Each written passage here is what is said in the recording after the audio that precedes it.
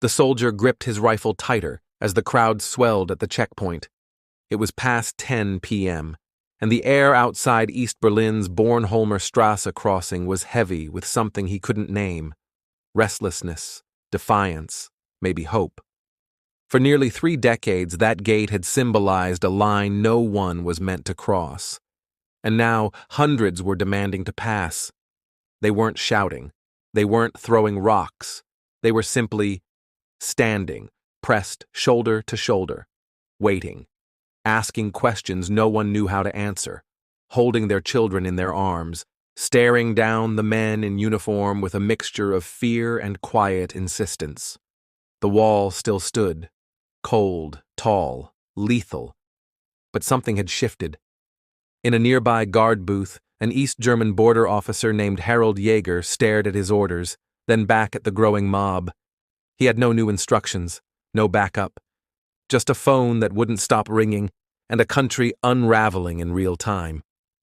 At 11:30 p.m., after hours of uncertainty, Jaeger picked up the receiver, made one last desperate call to his superiors, and got nothing. Silence. He put the phone down. Then, finally, he gave the order. Open the barrier. And with that, the Cold War began to crack, not with an explosion, but with a shuffle of boots, the creak of metal, and the stunned breath of thousands stepping into a world they'd been told they'd never see. To understand what happened that night in November 1989, you have to go back. Not days or weeks, but decades. Back to the ruins of World War II. After Nazi Germany's defeat in 1945, the victorious Allies divided the country, and its capital, into 4 occupation zones. The Soviet Union controlled the East, while the United States, Britain, and France took the West. Berlin, though located deep inside Soviet-controlled territory, was also carved up the same way. At first it was meant to be temporary, but the Cold War turned those zones into ideological front lines. In 1949, 2 separate German states emerged: the Federal Republic of Germany, West Germany, and the German Democratic Republic, East Germany. The West adopted democracy and capitalism. The East, under Soviet influence, became a communist regime ruled by the Socialist Unity Party. Almost immediately, people began to flee. Between 1949 and 1961, more than 2.5 million East Germans escaped to the West, many through Berlin, where the border between sectors was relatively porous. Teachers, engineers, doctors, factory workers, each one a silent rejection of East German life, each one a loss the regime couldn't tolerate. So in the early hours of August 13, 1961, they acted. Barbed wire was strung overnight, roads were torn up, train routes were blocked, and soon a concrete wall began rising, severing streets, families, and futures. Watchtowers followed, anti-vehicle trenches, armed guards with shoot-to-kill orders. The Berlin Wall wasn't just a barrier. It was a warning. To leave was treason. To try was often fatal. And yet, people tried. Over the years, more than 5,000 East Germans escaped across the wall. Some tunneled beneath it. Some flew hot air balloons. Others swam rivers, hid in car trunks, or built homemade gliders. But many didn't make it. At least 140 people died trying to cross. One of the most harrowing deaths came just days after the wall went up. Peter Fechter, an 18-year-old bricklayer, was shot in the back as he tried to climb the barrier. He fell into the death strip and bled out for nearly an hour, while both East and West guards looked on, unable or unwilling to intervene. His body lay in full view of the world. It became a symbol of a city imprisoned by ideology.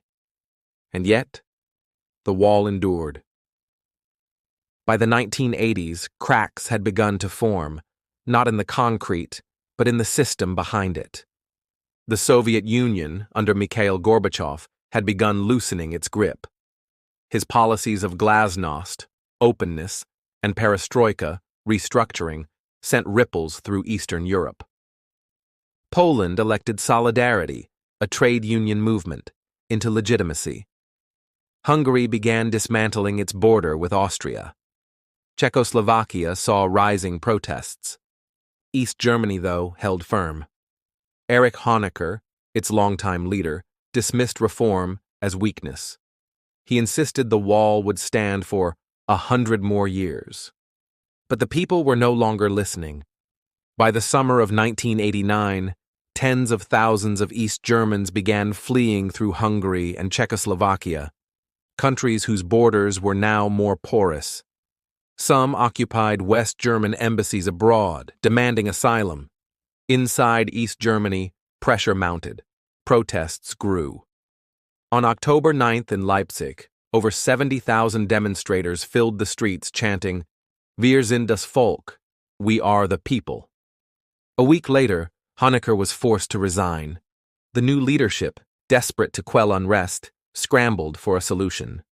Behind closed doors, they debated new travel laws, easing restrictions to allow private trips abroad.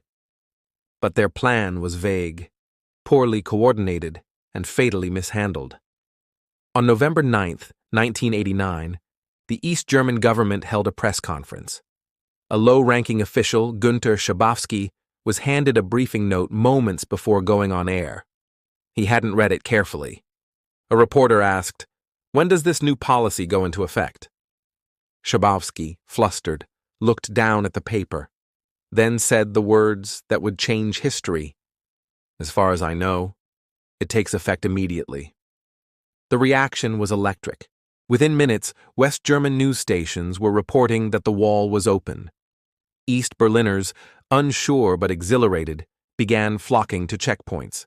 They demanded entry. Guards had no idea what to do. By late evening, thousands had gathered at Bornholmer Strasse. Inside, border guard Harold Jaeger faced an impossible choice. He had no orders, no clearance, no playbook for what to do when a nation's people decided the rules no longer applied.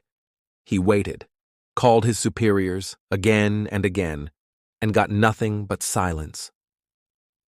By 11:30 p.m., fearing a riot and convinced history was already moving without him, he gave the order, "Let them through." The gates swung open. The flood began. People didn't run. They walked, slowly, hesitantly, as if the ground might fall away. And then, joy. On the other side, West Berliners waited. They offered flowers, beer, applause, strangers embraced, families sobbed. Some climbed atop the wall and danced. Others chipped away at it with hammers, picks, their bare hands. The wall that had defined an era was crumbling, not from explosives, but from unity. That night, all across Berlin, checkpoints fell one by one. No gunfire, no bloodshed, just the overwhelming noise of freedom. In the weeks that followed, the East German regime collapsed. Within a year, Germany was officially reunified. But something larger had shifted. The Cold War, the global standoff that had divided continents, spawned wars and shaped generations, was no longer unbreakable. In that moment, when the wall fell, it wasn't just a nation reunited. It was the human spirit reclaiming ground long thought lost. Some walls are built of concrete and steel. Others are built of fear. And when enough people decide not to be afraid anymore, even the strongest wall becomes dust.